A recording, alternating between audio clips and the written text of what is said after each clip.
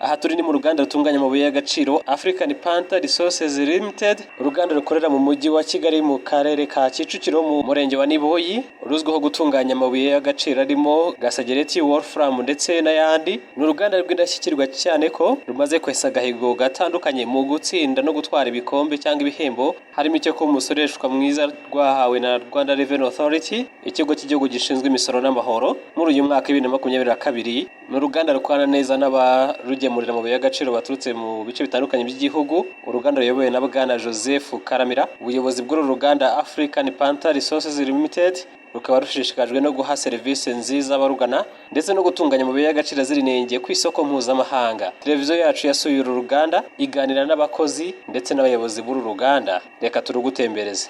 Abakozi batubwira ati tugeze hano mu murenge wa Niboye, ahari umugabo w'rwiyemezamirimo uri mu bantu bashimiwe na Rwanda Revenue kubera kwitwara neza gutanga imisoro. Twagize twe kumusura kugira ngo ibikorwa byiza by'indashyikirwa afite. Muraho neza? Muraho? Mwatwibwira mukatubwira n'ibikorwa mukorera hano?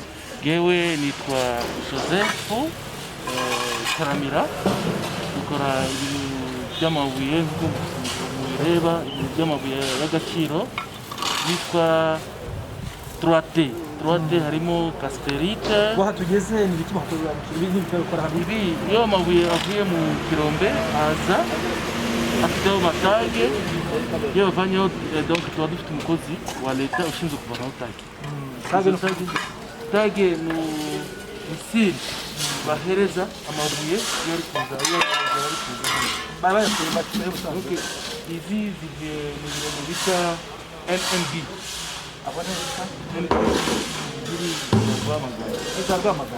Iyo se tubona na amabuye ari amabuye ubona abasira bayazana urabona ko aracyavanze n'ibitaka bisanzwe ntabwo ari amabuye, ntabwo bavanzwe n'ibitaka, baba bayakoze. Ubona n'amabuye anga dukoramo ibi y'agaciro n'ibyo kabisa. Aya yose ni amabuye. Aya niyo bita ngo iki? Aya bayita casterite mu Kinyarwanda. Ni Gasegereti. Ubu ni ukungu ni Gasegereti. Okay. Ariyo bita tin. Okay. Reka dukomeze n'uwaba mutwetsa anga naratunganywa barayazanye mu kuyangura tuvuga ko muri ibintu. Donc iyo bayazanye abafite size iri different. Sasa kugira ngo twebwe tubashe kuyafata, tufata sample neza, turayakisha mu kayunguruzo, hanyuma tukagira 1 milimetre imwe, iyindi iri hejuru tukagenda tukayisya tukayigeza ku iyo milimetre. Hanyuma aya mabuye hari igihe aba avanzwe, hari igihe bayavana mu kirombe avanzwe arimo colta na casterite, cyangwa umucanga na gasegereti, cyangwa umucanga na colta. Donc ça dépend n'ikirombe givuyemo. Ariko ayangaya ubu hagiye kuri pressio bigeze ko mugiye kugurikiza iki? Tugiye gucisha kuri crashers. Crashers ni za brayer. Mamashini azisya. Rero n'umunzani unava ko ino mukira mugiye gupimira byo yazanye. Donc buri mukiriya yazanye twarangije kubyakira, barangije kubipima. Iyo bari gukora zino procedure bararangiza iyo barangije kubicisha mu kayunguruzo, izi aya mabuye manini bayapima bakajya kuyasya. Tukoze twereke noneho tumaze kubona aho bayakirira no bashaka kumuzani.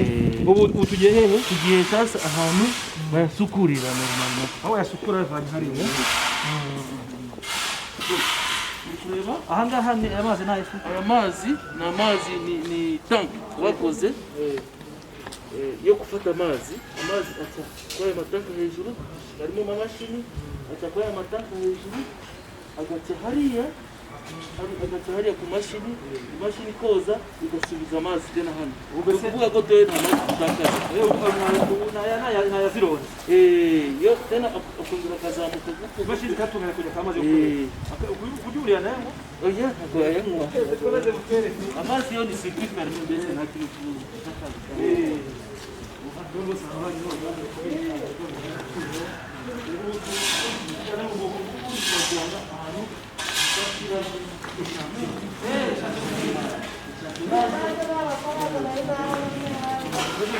icyitegererezo iyo hano reba haka tugeze mu gikorwa reba ya mabuye amatara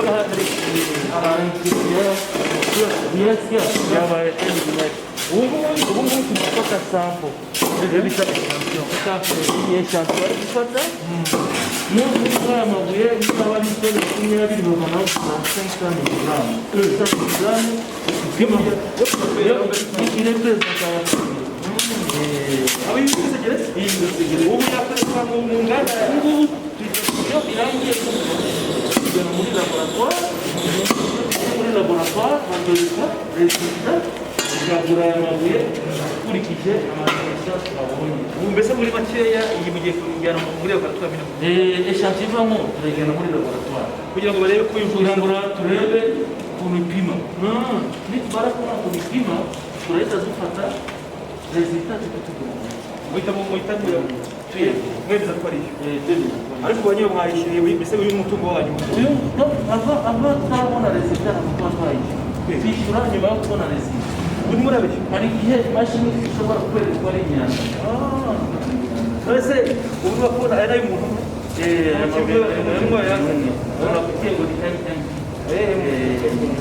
Abana abakozi bacu bose abakozi bacu ubu baramenyereye byo kuba barabizi nta muntu utabizi bazi neza. Ubu ndabona nyine ubu noneho iyo turangije tuyabona gutya turayakusanya yose aka ni agatakiyemo ubona hano turasanga bari gutya bakata gutya bagasiga mu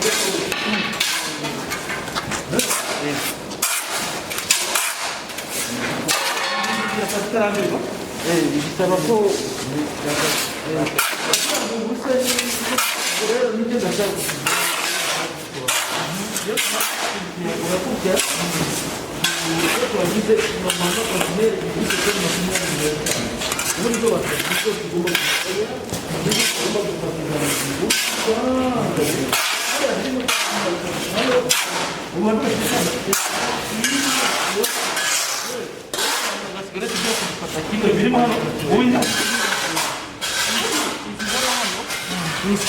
ya laboratoire iri international ikorera hano mu Rwanda bita Alex Stewart Bamaze baje gupima basanga resultat deja ngo biri prêt à exporter yo kugenda kujya mu mahanga ubu ni gasigere kizigi. ubu na ini wolfram Iyo ofra.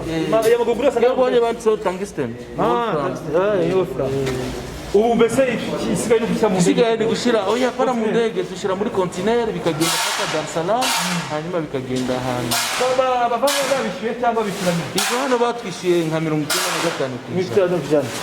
Abakiriya banyu ni nk'abahe mu gihugu cyahe muzabyohereza. Dufite abakiriya benshi hari uri kureba bino bintu by'amabuye hari ikintu ugura ukagurisha direct ku nganda cyangwa hari ikintu ugura ukagurisha mu partenaire wacu uwo partenaire akagurisha ku abandi.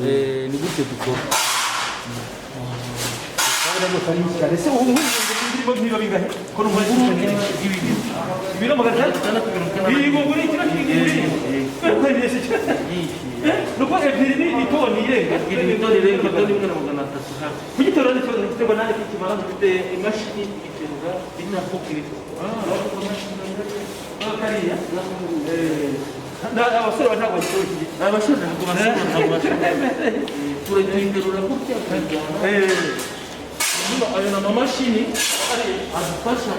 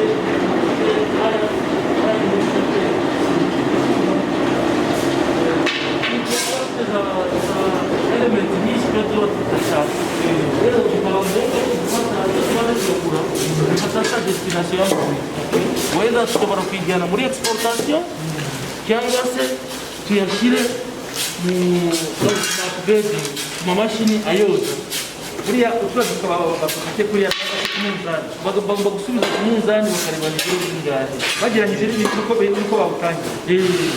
hari igihe ushobora kuzana nka toni ugasoramo ibiro 998 cyangwa 99 kabuzeho nk'ikiro hanyuma buriya two dukomeje bategerana utwo dufuka tureta tujya muri soko muri bwo tumara kuva mu iyo chantier muri laboratoire iwacu iwayo musurabatwe nitubona muri labo turamenya element zigizwe aya mabuye nitubonamo muri izo element harimo umwanda par exemple harimo icyo bita dioxide de silice iyo dioxide iyo silica ifata ikibazo cy'ikiyashyira kuri tableau de sécurité ikora iri koza yongeka yose ikoza ikayagira igatandukanya amabuye mazima n'umucanga ariko akamaro kayo mazi.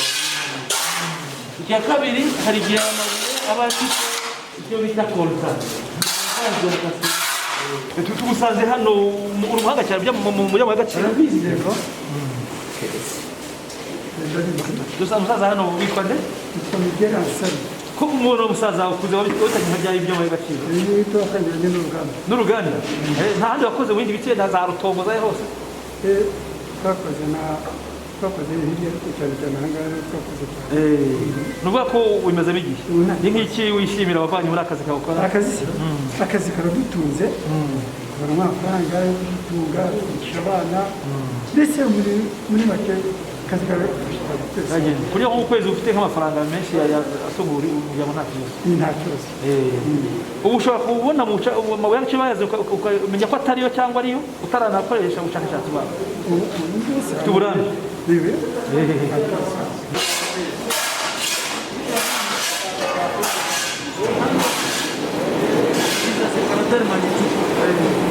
iyo amabuye arimo kolta rero izi nizo zishinzwe gusepara kuyavangura kolta na gasigara cyangwa nawe urafurambira birabimenya akagikora ya hano hariya hirya gasigara niba mwizeye ko hari akantu cyane ko dufite wazaranze gusetsa imashini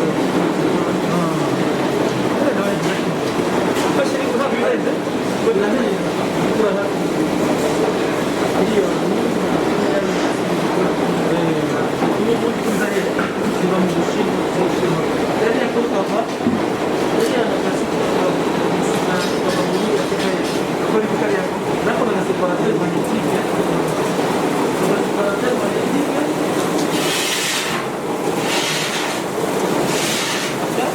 turashinzwe iyo mabuye yavuye hano iyi ngiyi ntabwo ivanamo neza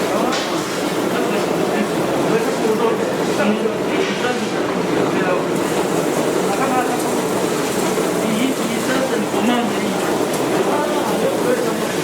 turaba iyi komande n'indi komande ngiyi komande hariya ni ngaka iyi komande tuvuye hano iyi ikora kimwe n'iyo ikora kimwe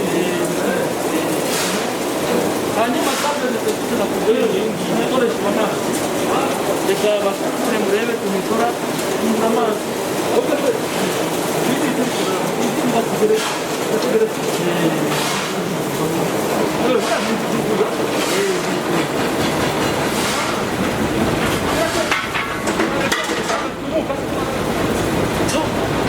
iyo kubona gutya ntabwo bitumuka cyane ariko biratumuka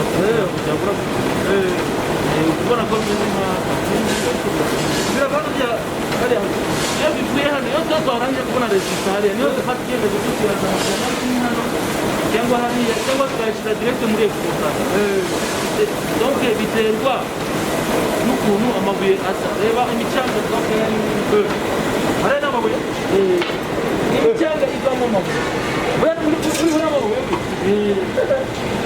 imicanga utajya mu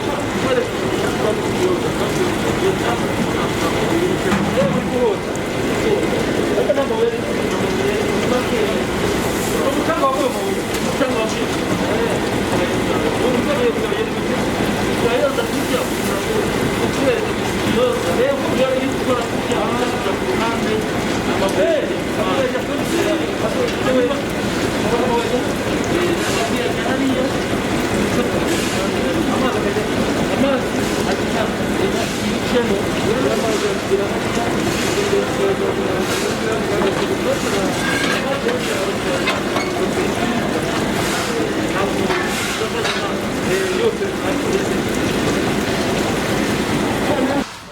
kureba laboratwari yerekana ubuziranenge nyine bwaremewe agaciro kugira ngo yemezwe nk'umukiriya wa nyuma. Iyi laboratwari hari ibintu muri labo biba iyo barangije gufata sample imeze gutya. iyi Yes, iyi sample kuri buri bwoko buri amabuye aje dufata sample igana gutya. nk'aka ni nk'ikiro Haka ni nka 500 grams hafi kilo kandi iyo bimeze gutya kugira ngo hatabamo ibintu byamagwiye mu bakozi biva iriya aho twafatiye sample twarangije kubikodifya bifite za code. untereye kamwe bamenya ko nakajyanye, uteruye kamwe tubamenye ko bakajyanye mwakabura kubera ko tuba twarangije kuzihereza amakuru. niba bikomeye. Sasa iyo bigeze hano hari ibyo bita sample preparation. Sample preparation rero ni igihe echantier igeze hano, uyu mukozi aba afite mugenzi we, ariko mugenzi we ntabwo yabonetse, ashobora kuba arwaye, arayafata akayatangira kuyatunganya. Donc kuyatunganya ni kuyafata akayajyana ku mashini. Imashini igomba kuyasya ikaba ibumba, ikaba fine, très fin. Donc ibifite nka 1000 macron. mbese ubu ntiyafine iyi ngiyi ntabwo iraba fine, ugiye kuyibonereza kugira ngo ujye muri fine. Uyu nguyu ahita ayifata akagenda akayisya akayisya ku mashini hariya bita milling machine. Irayimilinga ikayigeza ku kabunga kameze gutya. izina niyo iri mu ngunguru imeze gutya. Oye, mu ngunguru ibimeze gutya, ariko echantier tuba tugomba kuyikora gutya tukayisya kugira ngo itange resultat nyayo.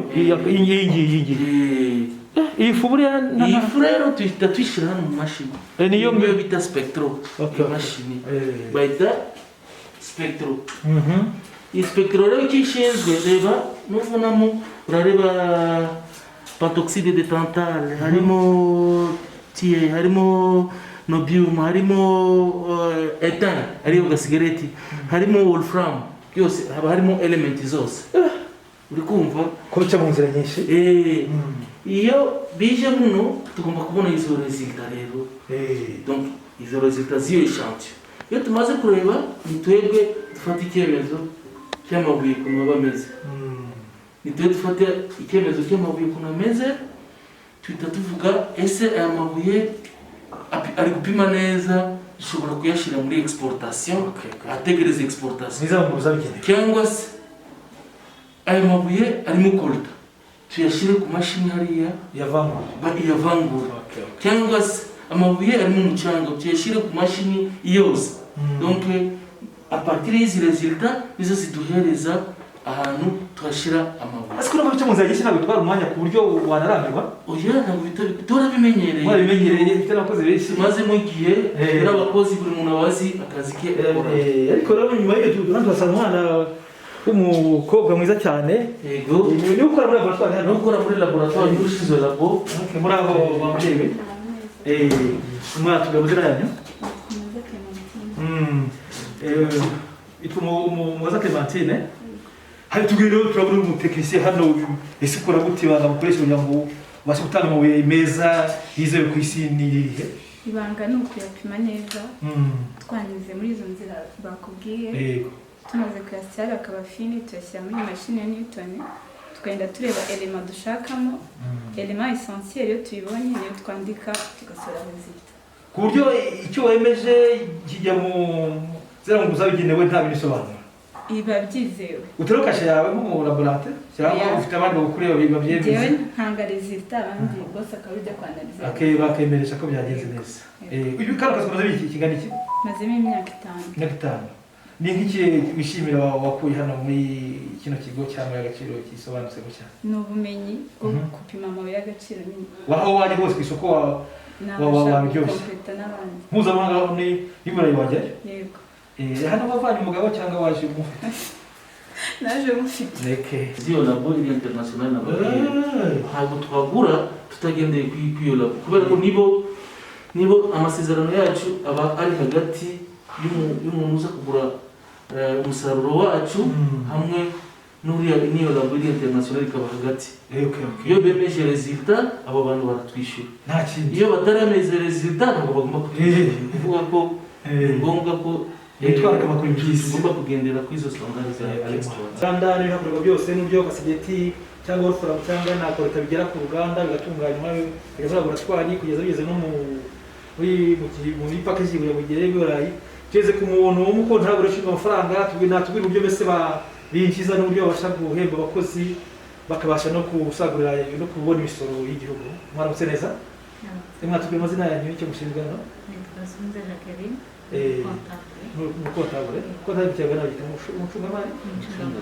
Rero twahuye n'umuyobozi wanyu wamaze gufata igihembo cy'uko yishyuye neza imisoro nyuma y'ibikorwa by'akora by'ubucuruzi.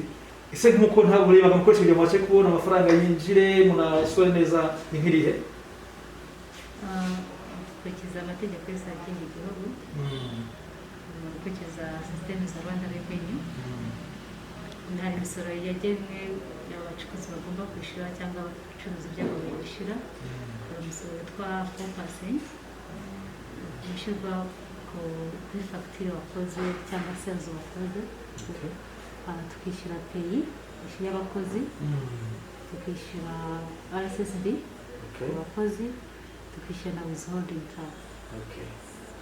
Dukurikiza itegeko rya ry'umusoro ku bijyanye abakozi, ku bijyanye amabuye, n'ibyo dukurikiza tugahita dushyira. Muri make kuba mwarahembwe ni uko mbese mutunganiza ibyanyu kandi mugatanga isoko bikwiriye, habyo mwijije ibyo mwasohoye ko mwahembye abakozi byose. Ni ihe namaro waha abagenzi baba ko ntawe cyangwa abacungamari kugira ngo nabo bajye bakora neza babashe kumva kandi banishyure ko bigenwe muri rusange. Inama nabaha ni ukurikiza ku itegeko ry'umusoro rigena, tugasora neza uko bikwiye, tukazamura igihugu cyacu muri rusange. Murakoze namwe. Twagira ngo tuvuge muri makeya, ese ubusanzwe mwatangiye kano kazi ryari? Nanjye natangiye akazi mu 2002. Uba ko maze imyaka yagera kuri 20 mukora kano kazi. Kugira ngo mukore kano kazi k'amabuye ni umurage wanyu wenda abantu banyu babikozemo cyangwa se ni ibintu bise mwize baba bamuteka tubikoremo tubyaze umusaruro? Harimo ibyo twize ntabwo ari umurage. Ntabwo ari umurage, twarize tuvana ubumenyi ku ishuri tubijyamo rero. Natangiye gukora muri kampani bita Metal Processing Association. Gukorera abandi? Gukorera abasida. Muri igihe bagiye baje gufungura hano harimo umuzungu bita Jürgen Pension. Iyo twatangiranye nawe turakora kugera igihe ageze mu zabukuru, we aragenda tugakomeza banzana n'umuzungu bita Henry, niyo dukora.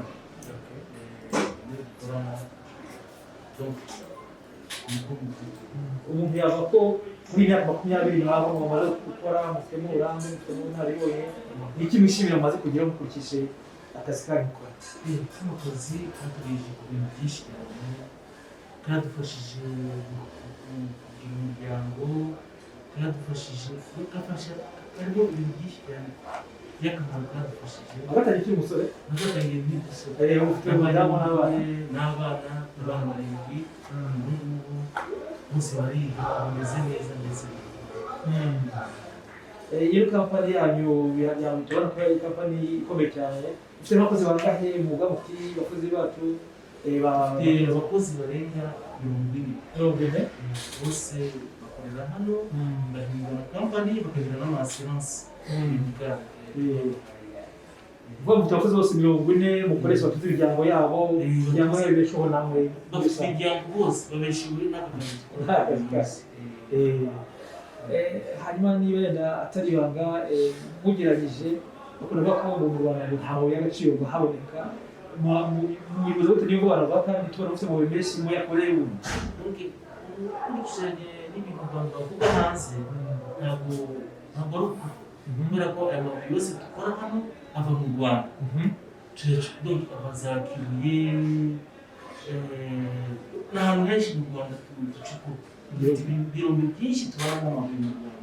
bya bindi byo kuvuga ngo ntabwo u Rwanda nta mabuye ni gute se ibihugu duturanye byaba bifite amabuye twe tukayabona ntabwo bishoboka ibintu babeshya kubeshya kubera ko nk'uko mwasanzwe tubivuga se ayo mabuye ava mu Rwanda ava hanze twaganira n'umucungamari uburyo nyine basora neza uburyo bishyura abakozi bakabishyura imisoro ya Rwanda Revenue bakishyura ya RSSB.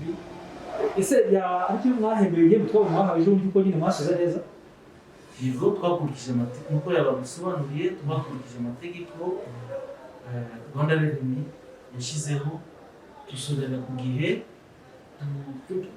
dukora dukurikiza amategeko yose baduhaye, niyo mpamvu baduhaye cya gikombe mwabonye cyagiye baduhereza. Nawe mu rwego rw'abacukura b'agaciro kandi bemeze mu rusange mu rwego rw'abantu basora neza mu Rwanda. Ntacyo gito ry'ibyo rero mwahawe nk'abantu babiri ba rwiyemezamirimo. Igihembo cyose kirashimishije, turavuga ko twebwe nk'abanyarwanda iyo twabonye igihembo turishima, tukavuga ko donc iyo wabaye igihembo bivuga ni reconnaissance, bakwishimiye kubera ko ukora umurimo wawe neza.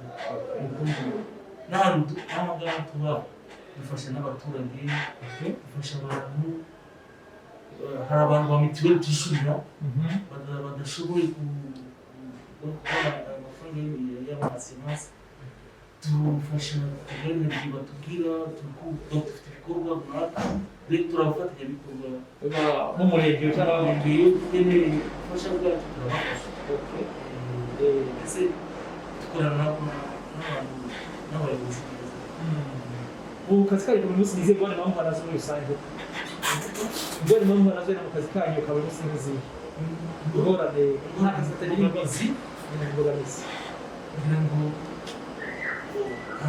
imbogamizi ihari nyinshi kubera ko tuba dufite za siranse medikale, hari igihe umukozi yajya ku mashini iyo atari poroteje ukamubabaza kudakora, aho kubera ko tuba dufite za siranse nta bujura buhari, isekirite